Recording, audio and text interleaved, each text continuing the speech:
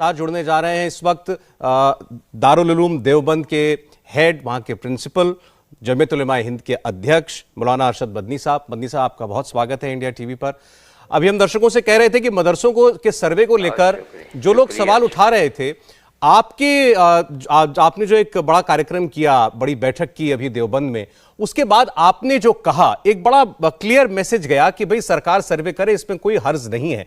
अभी तक जितना सर्वे आपने होता पाया है, उसको लेकर के क्या पाया आपने? आपका विचार क्या है? ठीक जा रहे हैं सर्वे? हाँ, इस वक्त तक जो बात हम तक हमारे बहुत से मदरसों की पहुंच रही है, उसके अंदर कोई तशवीश की बात नहीं है, कोई परेशानी की बात नहीं है। सर्वे करने के लिए जो एडमिनिस्ट्रेशन के लोग आते हैं, वो बहुत वही 10-11 सवालात जो हैं उनके बारे में मालूमात हासिल करते हैं। बहुत सी जगहों पर ऐसा भी है कि जो उन्होंने लिख कर दे दिया, उन्होंने उसको कबूल किया, कुछ पूछा भी नहीं। ऐसी सूरत हाल के अंदर जो अब तक चल रही है, मदरसे वाले भी मुतमईन हैं, हम भी मुतमईन हैं कि इस तरह के सर्वे के अंदर कोई परेशानी की बात नहीं है। जी सर, लेकिन बहुत सारे लोगों ने तो ये सर्वे जब की बात शुरू हुई तब ये कहा था कि सरकार को इख्तियार ही नहीं है, सरकार कर ही नहीं सकती। वो मदरसे जो सरकार से पैसे नहीं लेते, मदद नहीं लेते, उनमें सरकार को क्या इंटरेस्ट है? तो आपको लगता है सरकार को पूरा हक है ये सर्वे करने का? नहीं, जिन चीज़ों के बारे में सर्वे है कि कितने बच्चे पढ़ रहे हैं, आया सेहत और तंदुरुस्ती के लिए वहाँ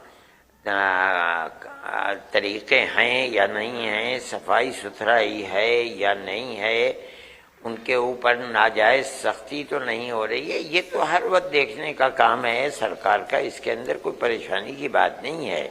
हाँ, मदरसों का बनाना, हमें अपने मुसलमानों को मजहबी तालीम का देना या किसी भी अक़लियत या अक्सरियत को देना, ये उसका दस्तूरी हक है। इसके अंदर कोई ममानात की बात नहीं। लेकिन वहाँ किस तरह बच्चों को रखा जा रहा है, क्या पढ़ाया जा रहा है, इसको तो सरकार हर वक्त सर्वे कर सकती है, इसमें क्या परेशानी की बात है। और इसी बुनियाद के ऊपर हमको तशवीश थी। लेकिन जब अमली मैदान के अंदर हम उतरे और हमने उनके काम को देखा, तो हमारी तशवीश दूर हो गई। इसमें कोई हर्ज की बात नहीं है। जैसा भी आपने पहले कहा कि पहले आपको भी शायद आपके मन में भी कुछ सवाल थे, वही लोग बार बार पूछा करते थे, तो आपको सर्वे की बात जब शुरुआत में हुई तो आपको क्या लगा? किस बात से आपको लगा कि भाई नहीं, इसमें कुछ गड़बड़ भी हो सकती है? यकीनन हमें नहीं, हमें इब्तिदा के अंदर थी, जो मुल्क के अंदर नफरत की सियासत चल रही है, हमें उस वक्त इसकी तशवीश थी कि कहीं ऐसी बात तो नहीं है कि ये सर्वे कारण बन जाए इस बात का कि मदरसों के ऊपर निज़ाम को कसा जाए।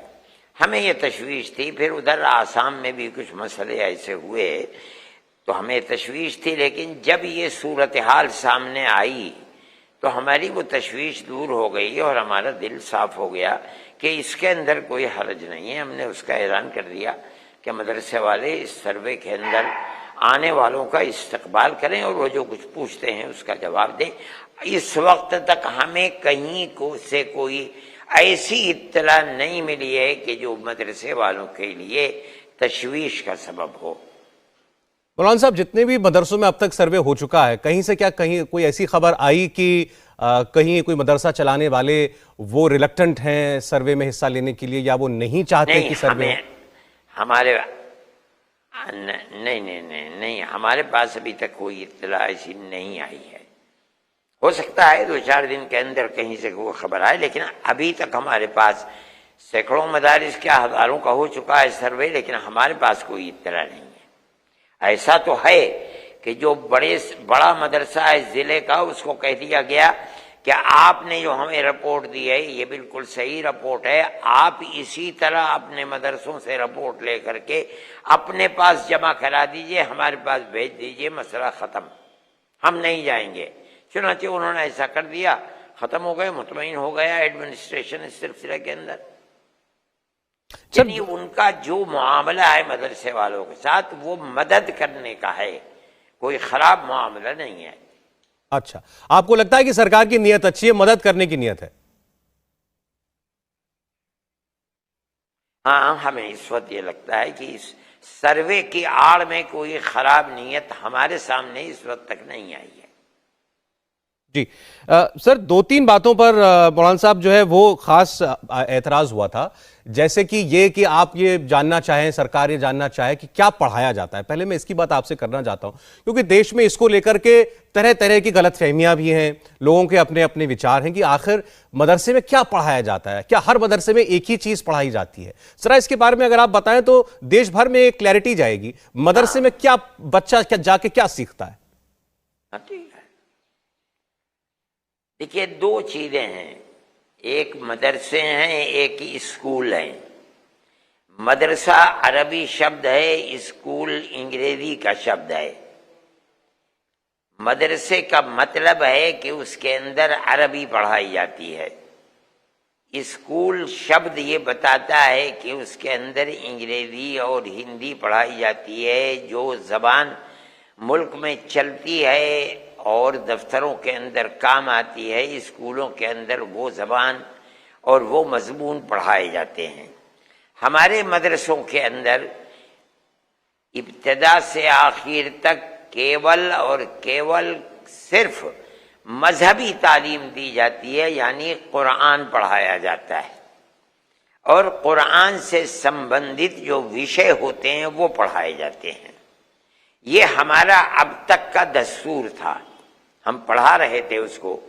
قرآن کیا آدیش دیتا ہے، اس کے حکم کے مطابق ہمیں اللہ کے بارے میں کیا وشواس رکھنا ہے، ہمارا معاملہ ایک مسلمان کا دوسرے مسلمان ہی کے ساتھ نہیں، دوسرے انسان کے ساتھ کیسا ہونا چاہیے۔ قرآن کیا کہتا ہے، اولاد کا معاملہ ماں باپ کے ساتھ کیسا ہونا چاہیے، بھائی کا معاملہ بھائی کے ساتھ کیا ہونا چاہیے، مسلمان کا معاملہ پڑوسی کے ساتھ کیا ہونا چاہیے، چاہے اس کا دھرم کچھ بھی ہو۔ یہ تعلیم ہم اسکول کے اندر نہیں، یہ تعلیم ہم مدرسوں کے اندر دیتے ہیں۔ مدرسے میں یہ بتایا جاتا ہے کہ قرآن کہتا ہے کہ اگر کسی کے اوپر کسی کا حق ہے اور آدمی نے ناحق اس حق کو لے لیا ہے تو موت کے بعد قیامت کے دن اسے دینا پڑے گا۔ ہم ایک آدمی کو یہ سکھلاتے ہیں مسلمان کو کہ اپنے جیون کے اندر اسے کسی کا حق مارنا نہیں چاہیے، اگر مار لیا تو کل موت کے بعد اسے دینا پڑے گا۔ یہ تعلیم اسکول میں نہیں دی جاتی ہے، اس لیے کہ یہ دھارمک تعلیم ہے۔ ہمارا مدرسہ یہی تعلیم دیتا ہے، اس کے سوا کوئی اور تعلیم مدرسے کے اندر نہیں ہوتی تھی۔ لیکن آج ایجوکیشن کی جو نیا پروگرام آیا ہے، اس کے اندر یہ ہے کہ ہر بچے کو 10ویں 12ویں تک پاس کرنا ضروری ہے۔ ہم نے آج اپنے نشانے کو بدلا ہے کہ ہمیں کس طرح چلنا چاہیے۔ دارالعلوم دیوبند نے اس سلسلے کے اندر ایک پروگرام بنایا ہے کہ ہم بچے کی 14 سال یا اس سے کچھ زائد 15-16 سال تک بچے کے پہنچتے ہم اس بچے کو 10ویں پاس کرا دیں گے۔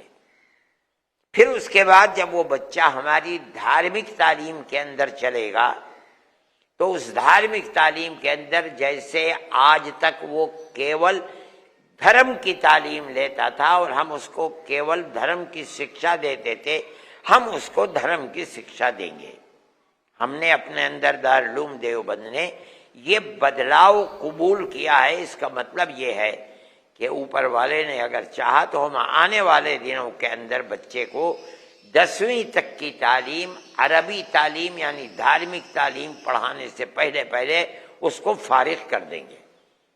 یہ اب ہم نے پروگرام بنایا ہے دارالعلوم دیوبند میں، جو اللہ نے چاہا تو ہم اگلے سال سے اس کو شروع کر دیں گے۔ पन्नी साहब, अगर मैं ठीक समझा जो आपने भी बताया, अब से जो मदरसों में पढ़ाया जाएगा दारुल उलूम के, वो 10वीं तक नॉर्मल शिक्षा होगी जैसा बाकी स्कूलों में पढ़ाया जाता है। अलग अलग विषय पढ़ाए जाते हैं, विज्ञान पढ़ाया जाता है, गणित पढ़ाया जाता है और भाषाएं पढ़ाई जाती हैं। नॉर्मल शिक्षा, हाँ, नॉर्मल शिक्षा भी होगी। अच्छा, धार्मिक शिक्षा के साथ साथ ये बाकी विषय भी साथ साथ पढ़ाए जाएंगे और 10वीं का उसको सर्टिफिकेट मिलेगा। साथ साथ पढ़ाए जाएंगे, मिलेगा। ठीक है, ठीक।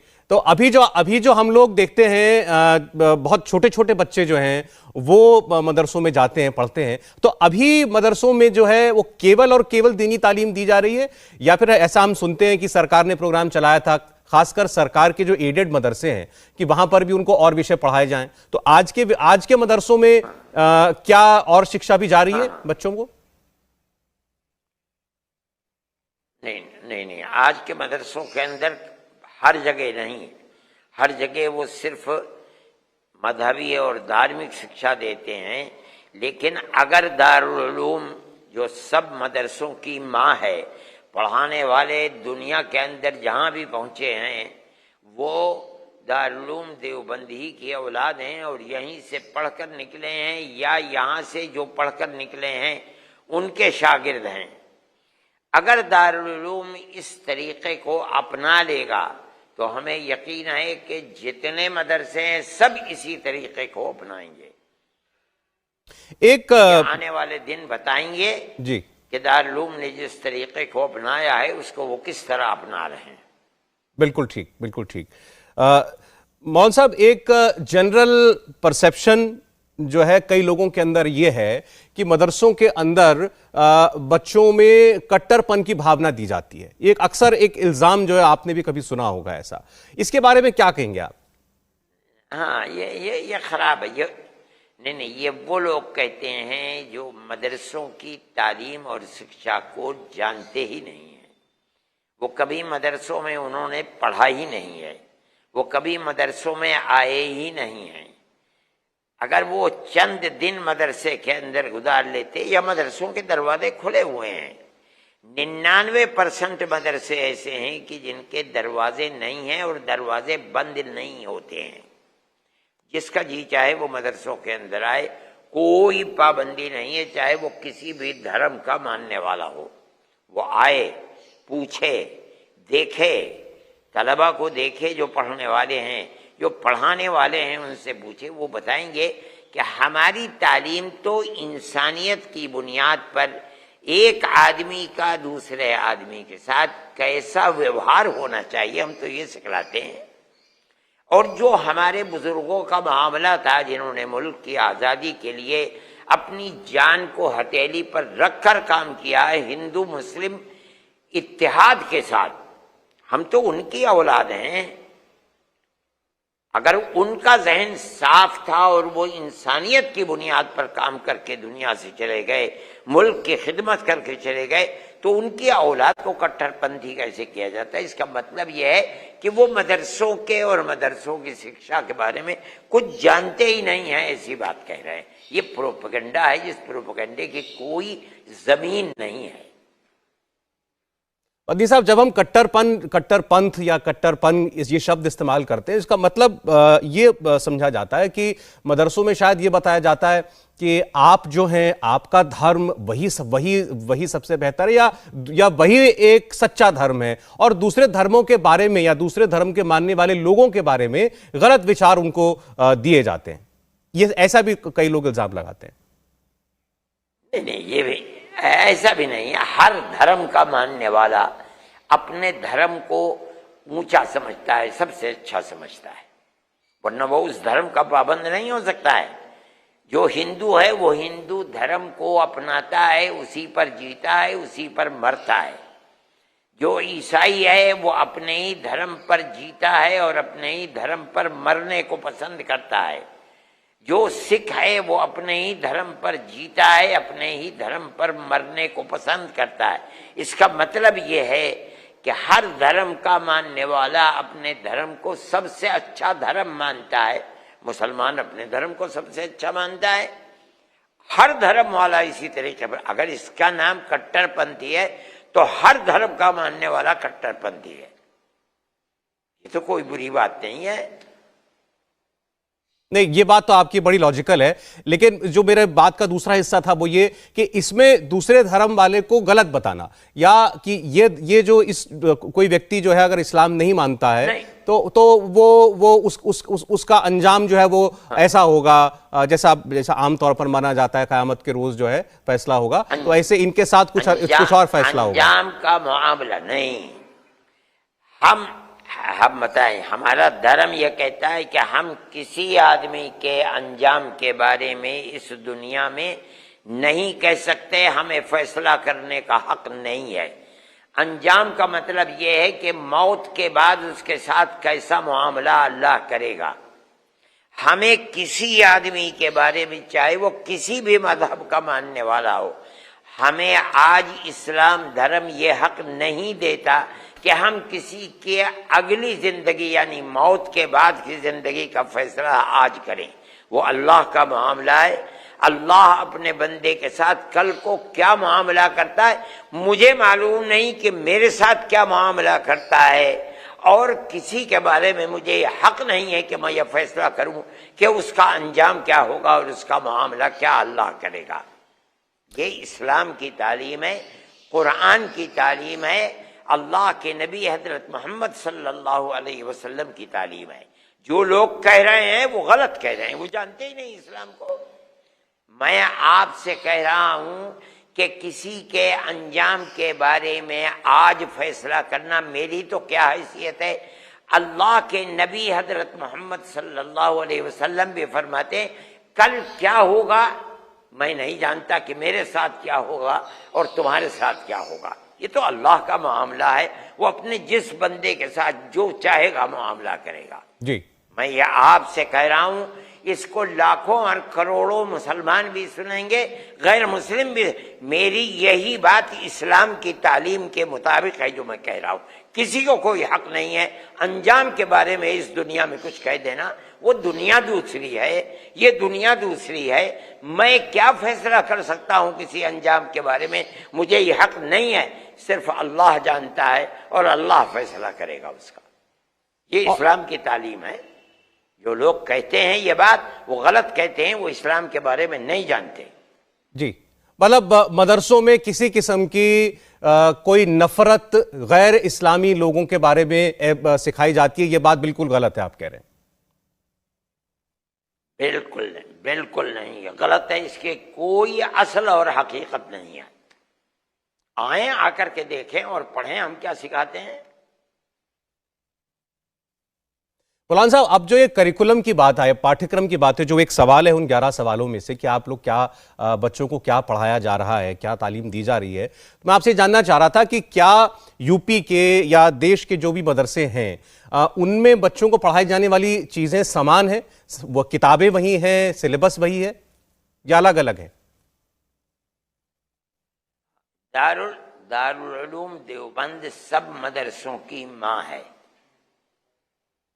جتنے مدرسے یو پی کے اندر یا پورے ہندوستان کے اندر ہیں، 99% مدرسوں میں پڑھانے والے، مدرسوں کو بنانے والے وہی لوگ ہیں جو دارالعلوم دیوبند سے 150 سال میں پڑھ کر نکلے ہیں.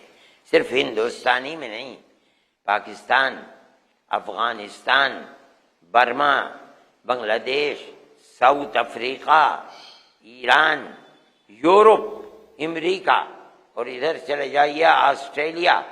جو مدرسے پڑھانے والے پڑھا رہے ہیں بیٹھے ہوئے، وہ یا تو دیوبند کے پڑھے ہوئے ہیں یا دیوبند سے پڑھ کر جن لوگوں نے بنگلہ دیش میں اور پاکستان میں، افغانستان میں مدرسے بنائے ہیں، ان کے پڑھے ہوئے لوگ ہیں جو جا کر کے وہاں مدرسے بنا رہے ہیں. کہیں کوئی کٹر پنتھی کی تعلیم نہیں ہے. وہ کورس تقریباً ہو سکتا ہے کہیں کہیں کوئی کتابیں انہوں نے اپنی زبان کے اعتبار سے بدل لی ہوں، لیکن حقیقت، بنیاد اور نقطہ وہی ہے جو دارالعلوم دیوبند کا کورس ہے. جی مولانا صاحب، ابھی چونکہ آپ قرآن اور حدیث پڑھائی جاتی ہے. مولانا صاحب جیسے ابھی آپ نے خود ذکر کیا دنیا بھر میں 99% آپ کہہ رہے ہیں کہ دیوبند سے نکلے ہوئے لوگ ہی مدرسے بناتے ہیں, وہی ٹیچر بنتے ہیں, وہی پڑھاتے ہیں, لگ بھگ چیزیں جو پڑھائی جاتی ہیں وہ بھی لگ بھگ برابر سی ہیں, سیم سی ہیں. جیسے آپ نے افغانستان کا ذکر کیا, پاکستان کا ذکر کیا, ہم نے دیکھا وہاں پر مذہب کے نام پر کئی آتنکوادی پیدا ہوتے ہیں, کئی وہاں پر اتی وادی پیدا ہوتے ہیں, تو اور سیدھے سیدھے اس کو دیوبند کے ساتھ جوڑ دیا جاتا ہے. تو یہی سوال لوگوں کے من میں آتا ہے کہ مولانا صاحب جیسا بھی بتا رہے ہیں کہ ہماری شکشا ساری کی ساری شانتی کی شکشا ہے, اسلام کی جو کور شکشا ہے وہ شکشا ہے, تو پھر وہ ان دیشوں کے اندر خاص طور پر وہی چیز پڑھ کر کے لوگ آتنکوادی کیسے بن جاتے ہیں؟ نہیں, آتنکوادی اپنی پڑھائی کی وجہ سے نہیں, لیکن وہ جو واتاورن ہے اگر کوئی اس میں گم ہو جاتا ہے تو اس کی یہ بات نہیں ہے کہ وہ ہماری ہی پڑھائی پڑھ کر کے گم ہوتا ہے. وہ ایم اے بن کر کے بھی گم ہو جاتا ہے, بی اے بن کر کے بھی گم ہو جاتا ہے, وہ ڈاکٹر بن کے بھی گم ہو جاتا ہے. وہ تو جس واتاورن کے اندر آدمی رہتا ہے اس واتاورن کو قبول کرتا ہے. ہمارے ملک کا واتاورن دہشت گردی کا نہیں ہے. ہمارے یہاں اگر مدرسوں کے اوپر دہشت گردی کا الزام لگایا جاتا ہے اس کی کوئی واستوکتا نہیں ہوتی ہے. اور میں اس کو اس طرح کہتا ہوں کہ مدرسوں سے پڑھے ہوئے لوگوں کے اوپر گجرات میں الزام لگایا گیا اور اس الزام کی بنیاد پر لوور کورٹ نے ان کو پھانسی کی سزا دے دی. اس کے بعد وہ آگے بڑھے, ہم نے ان کے مقدمے کو لڑا ہائی کورٹ کے اندر, ان کو پھانسی کی سزا دی گئی. لیکن جب ہم ان کے مقدمے کو لے کر سپریم کورٹ میں آئے اور یہاں وکیلوں نے بحث کی تو پورے کے پورے طریقے کے اوپر انہوں نے ان کو باعزت بری کر دیا, کوئی چیز نہیں رہی. اور سینکڑوں لوگوں کو ہم نے جمعیت علماء ہند نے بری کیا ہے. اس لیے اس میں کوئی بات نہیں ہے. ہمارا مسئلہ اپنی جگہ پر صاف ہے.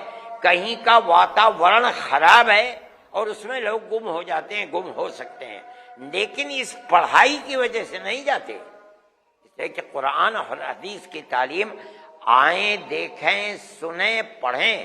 اس تعلیم کا اثر تو صرف انسان کی زندگی کو, عبادت کی زندگی, عقیدے کی زندگی اور رہن سہن کی زندگی کو بہتر بنانے کا ہے, اس کے سوا کوئی اور چیز نہیں ہے. جیسے ابھی آپ نے بھی آسام کا ایک بار نام لیا تھا, تو وہاں پر ایک مدرسے کے اندر پڑھانے والا جو ٹیچر تھا وہ ایک آتنکوادی سنگٹھن سے جڑا ہوا ملا, وہ مدرسہ ہی گرا دیا گیا. تو ایسے واقعے بھی آئے سامنے.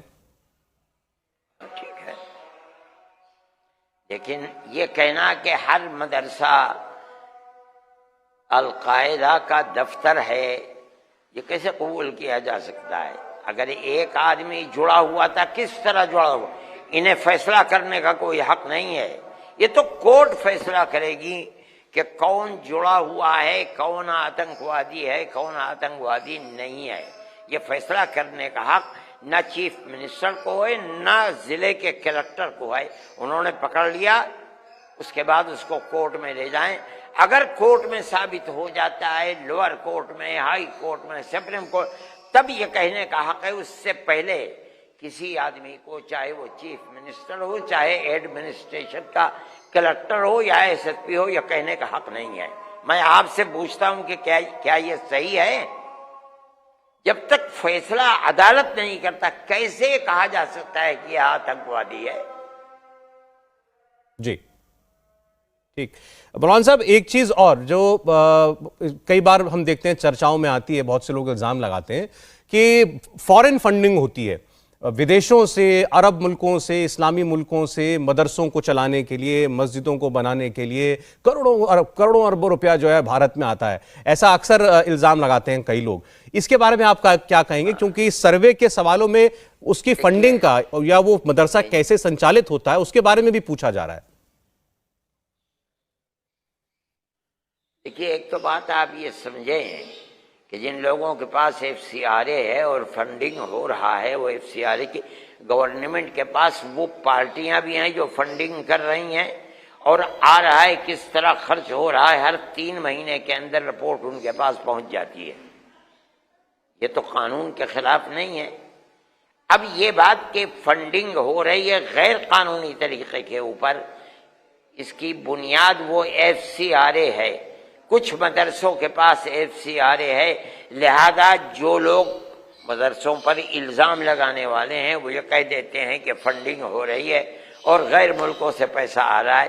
میں نہیں سمجھتا ہوں کہ اس کے اندر کوئی واستوکتا ہے، یہ میں نہیں کہہ سکتا ہوں، میں نہیں جانتا ہوں کہاں سے آ جائے گا پیسہ۔ کیا آدمی اندھا ہے جو اپنی دولت کو خواہ پھینک دے گا؟ کیسے پھینک دے گا؟ وہ یہ کہتے ہیں، انہیں اس کا ثبوت پیش کرنا چاہیے اور ثبوت پیش کرنا پڑے گا۔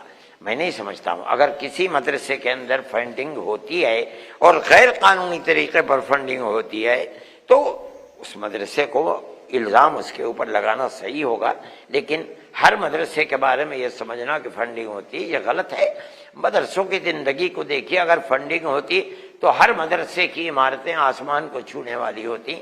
ایسے مدرسے ہیں جن کے پاس کچھ بھی نہیں ہے، چھوٹی چھوٹی تنخواہوں کے اوپر پڑھاتے ہیں اور اپنا کاروبار جو ان کا ہے پڑھنے پڑھانے کا وہ چلا رہے ہیں۔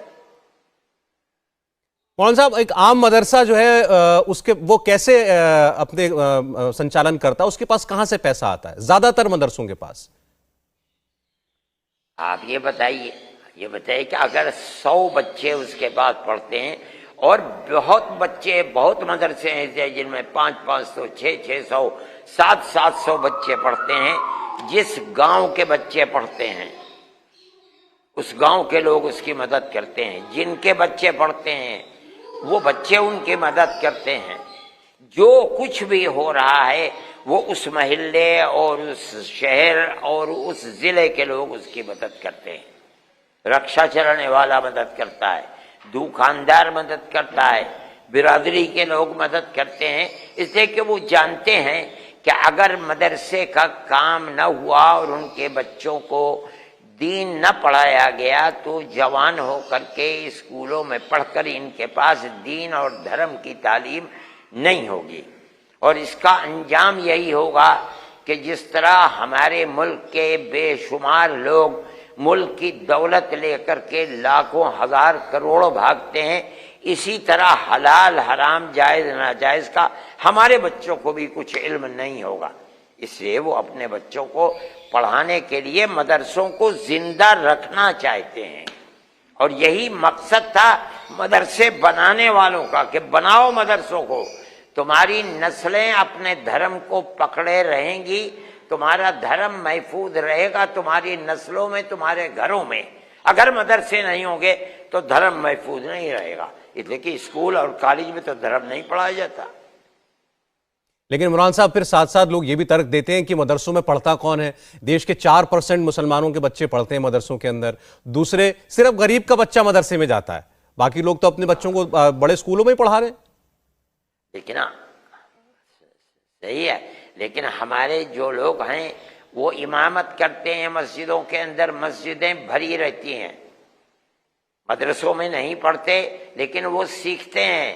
5 وقت اذان کی آواز آتی ہے، اس سے مسلمان بچہ یہ دیکھتا ہے کہ اذان بھی کوئی چیز ہے، مسجد بھی کوئی چیز ہے، پھر وہ باپ ان کی انگلی پکڑ کر کے مسجد میں لے جاتا ہے تو وہ نماز سیکھتے ہیں۔ یہ ایک ملک کا واتاورن بنتا ہے اس سے، اور وہ واتاورن پوری قوم کو اسلام کے ساتھ جوڑتا ہے۔ یہ صحیح ہے کہ جو 4% بچے پڑھتے ہیں، لیکن یہ 4% ملک کے اندر بکھرتے ہیں، جو محلے محلے جا کر کے مسجدوں کو آباد کرتے ہیں، اس سے بڑھتا ہے۔ یہ دین قائم ہے، آج تک اپنی جگہ کے اوپر قائم ہے، اور مسلمان بچے زندہ ہیں، وہ کہتے ہیں کہ ہم مسلمان ہیں۔ کیسے کہتے ہیں کہ ہم مسلمان ہیں؟ وہ جو واتاورن پیدا ہو رہا ہے وہ واتاورن ہر مسلمان کو اپنے مذہب کے ساتھ جوڑے ہوئے۔ مولانا صاحب ایک بات اور بتائیے کہ آپ نے یہ بھی کہا ہے کہ ہم کسی بھی صورت میں مدرسوں کے لیے سرکاری مدد نہیں چاہتے۔ اب سرکار ایسا چاہتی ہے یا نہیں چاہتی ہے میں نہیں جانتا، لیکن اگر کل کو سرکار یہ کہے کہ بھئی ہم مدرسوں میں بچے پڑھنے والے بچوں کے لیے اچھا انفراسٹرکچر بنانے کے لیے مدد کرنا چاہتے ہیں، یا ہم ان کے کریکولم جیسا بھی آپ نے کہا نیشنل ایجوکیشن پالیسی آئی ہے اس کے تحت کچھ بدلاؤ آپ لوگ بھی کرنے جا رہے ہیں، تو سرکار اگر ایک حصہ بنتی ہے مدرسہ ایجوکیشن کا تو اس میں آپ کو اعتراض ہے؟ ہاں ہمیں اعتراض ہے۔ میں نے آپ کو اب تک جو کچھ بتایا ہے یہ بتایا کہ مدرسے ہماری دنیا نہیں ہے، ہمارا دین ہے، دھرم ہے۔ جس طرح مسجدیں ہمارا دھرم ہیں، اسی طرح مدرسے ہمارا دھرم ہے. اگر مسجد میں نماز پڑھی جاتی ہے تو مدرسے میں نماز پڑھنا سکھلایا جاتا ہے. اگر مسجد میں قرآن پڑھا جاتا ہے تو مدرسے میں قرآن پڑھنا سکھلایا جاتا ہے. ہم اپنے دھرم کے اندر کسی کی کوئی مدد نہیں لینا چاہتے گورنمنٹ کی. یہ ہماری اسکیم ہے، آج سے نہیں. جنہوں نے دارالعلوم دیوبند کی بنیاد رکھی تھی انہوں نے کچھ نصیحتیں لکھی تھی جو آج تک دارالعلوم میں لکھی ہوئی ہیں، موجود ہیں. ان میں ایک نصیحت یہ بھی تھی کہ کسی بھی گورنمنٹ سے کوئی مدد نہ لی جائے. میں یہ سمجھتا ہوں کہ جب تک مدد نہیں لی جائے گی مدرسہ اس وقت تک اس طرح کھڑا رہے گا کہ وہ اپنے پروگرام کے مطابق چلتا رہے گا. اور ہم یہ سمجھتے ہیں کہ یہی چیز خیر کی ہے. اگر مدرسے کے لیے، اگر مدرسے میں کسی گورنمنٹ سے امداد لی جائے گی تو مدرسے کا جو تعلیم اور شکشا کا طریقہ ہے اور جو اس کا کورس اور نصاب تعلیم ہے وہ محفوظ نہیں رہے گا. جی مولانا صاحب، آخر میں آپ نے اتنی باتیں بتائی ہیں. میں آپ سے کوئی راجنیتک سوال نہیں کرنا چاہتا، میں کسی راجنیتک ویکتی کا نام بھی آپ کے سامنے نہیں لینا چاہتا، لیکن بہت سے لوگوں نے یہ کہا کہ مدرسہ کا سروے یا بار بار مدرسوں پر انگلی اٹھانا یہ دراصل مسلم کمیونٹی کو ٹارگٹ کیا جا رہا ہے. ایسا کہنے والے آج بہت سارے لوگ پولیٹیشنز بھی مل جاتے ہیں جو ابھی بھی کہہ رہے ہیں آپ کے کہنے کے باوجود کہ سروے میں کچھ غلط نہیں ہے. کیا کہنا چاہتے ہیں ان سے آپ؟ میں نے اپنی بات آپ سے 10 مرتبہ کہہ دی کہ شکوک و شبہات سروے سے پہلے تھے، لیکن جب سے سروے شروع ہوا ہے اس وقت تک ہمارے پاس جو بھی اطلاعات اور خبریں ہیں اس سے ہم بالکل مطمئن ہیں اور ہم یہ سمجھتے ہیں کہ اس سروے کے اندر اب تک کوئی خرابی نہیں ہے. جن لوگوں کو شکوک و شبہات ہیں وہ سیاسی لوگ ہیں، اس کو وہ جانے، ان کا کام جانے. میں جو بات کہہ رہا ہوں وہ دارالعلوم دیوبند سے جڑے ہوئے مدارس کے سروے کے بعد سروے کیسے ہو رہا ہے اس کی خبریں معلوم کر کے دے رہا ہوں، اور اس یقین کے ساتھ دے رہا ہوں کہ اس وقت تک گورنمنٹ کی طرف سے جو سروے ہو رہا ہے اس میں مدرسوں کے لیے پریشانی کی کوئی بات نہیں ہے. کل کیا ہوتا ہے وہ چیز جب سامنے آئے گی تو دیکھا جائے گا.